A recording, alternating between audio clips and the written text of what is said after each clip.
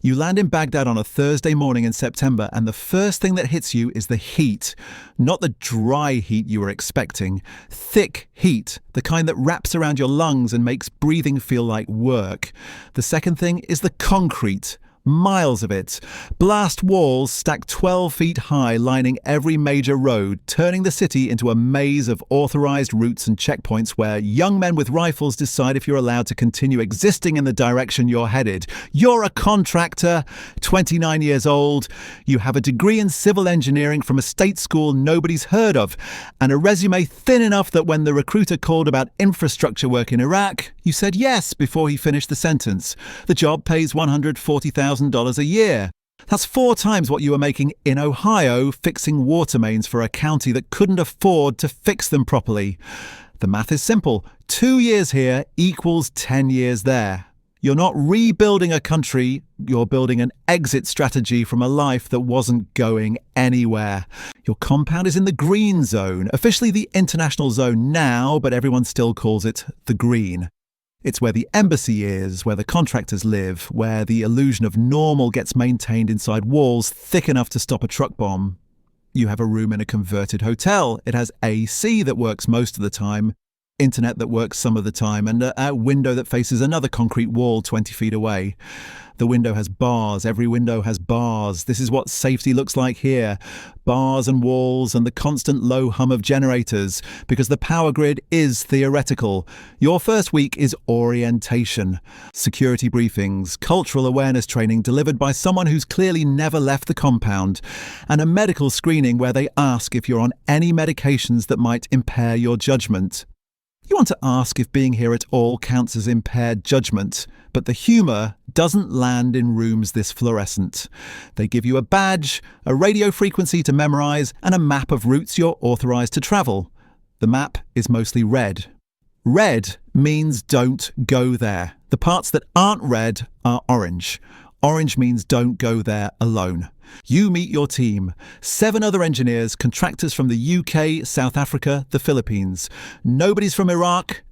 The Iraqis on site are translators, drivers, local hires who live somewhere in the red zones on the map and commute into the green every morning through checkpoints that take an hour minimum.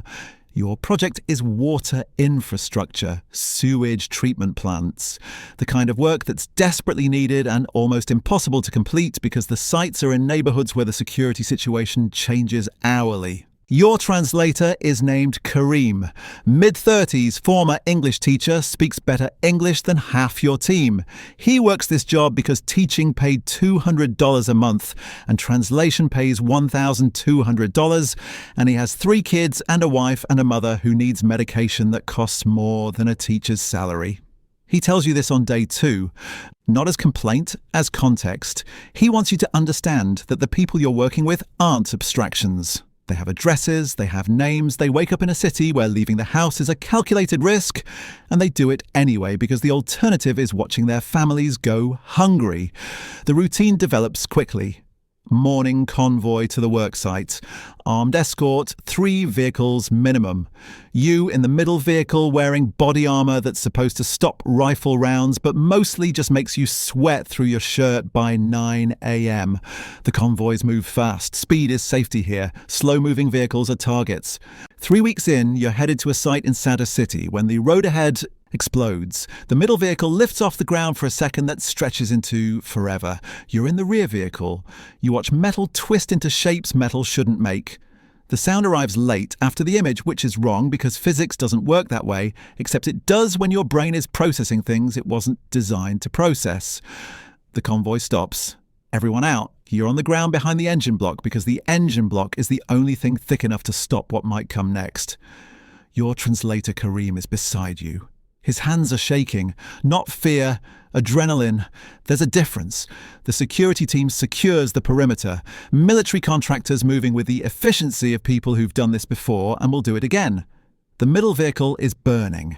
2 people inside. Were inside. Your brain corrects the tense without asking permission. The site engineer from Johannesburg and the driver whose name you never learned because learning names felt too permanent, and permanent felt too expensive. They pull you back to the green zone.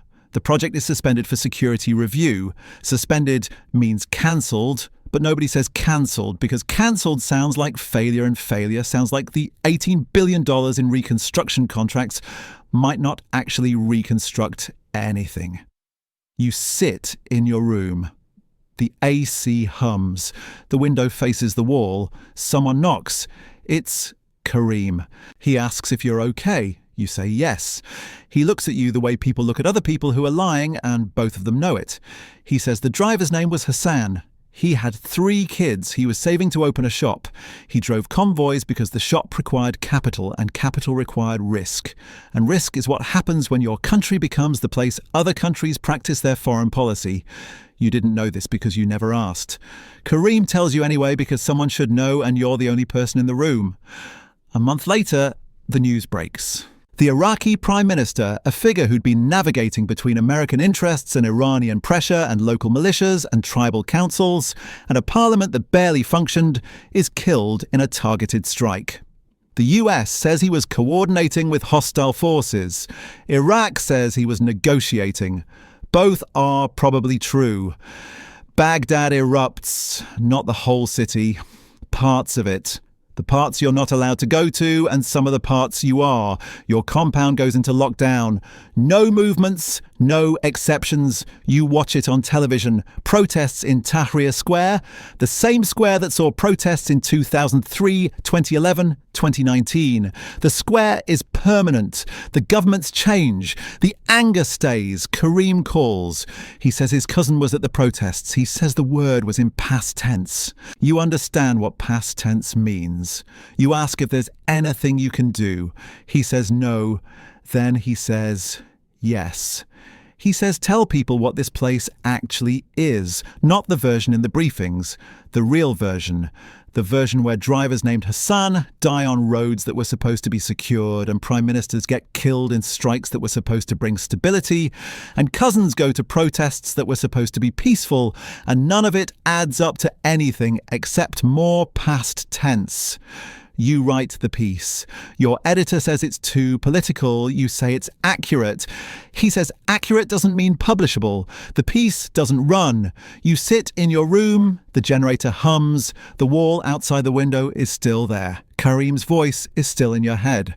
Tell people what this place actually is. You can't. Because what this place actually is doesn't fit into the structure your publication requires. It doesn't have a clear narrative. It doesn't have heroes or villains. It has Hassan and 3 kids and a shop that will never open. It has a prime minister and a strike and a square full of people who keep showing up even though showing up keeps getting them killed. You start understanding something you should have known before you got on the plane. Reconstruction isn't a project. It's a word powerful people use when they need to call something other than what it is. You finish your contract. 2 years becomes the number on a calendar that means you're allowed to leave. They offer renewal, more money, better position, a title that sounds important in emails. You decline. Not because you've lost faith in the work, because you never had faith in the work. You had faith in the paycheck, and the paycheck cleared, and now you're going home.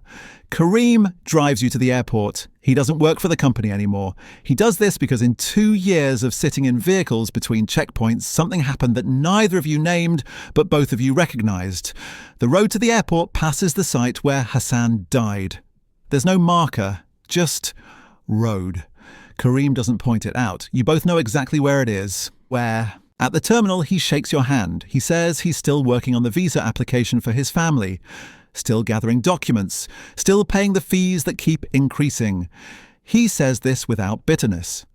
Just information. The same way he said everything for 2 years. Here is what's true. Here is what it costs. You give him an envelope. Money you saved from the contract, not charity. Payment for something he gave you that wasn't in his job description. The truth about what this place actually is, when the briefings end and the walls come down and someone has to drive the road where people die so engineers can build infrastructure that may or may not ever function. He takes the envelope. He doesn't open it. He says something in Arabic you don't understand. Then in English, go home and remember this wasn't a war you watched. It was a place people live. The plane lifts off. Baghdad becomes small, then smaller, then gone. You think about Hassan's shop that never opened, about Kareem's cousin whose name you never learned, about the Prime Minister and the square and the protests that keep happening because the alternative to protesting is accepting that this is just how things are. You land in Ohio, the heat is different, the concrete is different, nothing explodes, you go back to fixing water mains for a county that still can't afford to fix them properly. The job pays $35,000 a year. The math that made sense in Baghdad doesn't make sense here. 2 years didn't equal 10 years. 2 years equaled learning that some math doesn't add up because the equation was wrong from the beginning. At night, sometimes you check the news, Baghdad is still there, the explosions are still there, different roads, different reasons, same result.